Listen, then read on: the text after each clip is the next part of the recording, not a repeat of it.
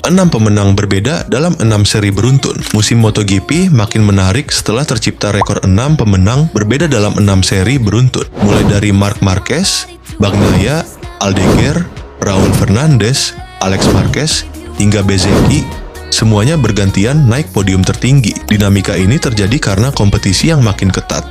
Ditambah absennya Marc Marquez setelah cedera di Grand Prix Indonesia. Cedera itu membuatnya tak ikut balapan dari Phillip Island hingga seri penutup, membuka peluang besar bagi rider lain untuk memperebutkan kemenangan. Tidak hadirnya Marc Marquez membuat balapan menjadi sangat sengit, sehingga setiap balapan kita dibuat bertanya, siapa yang akan menang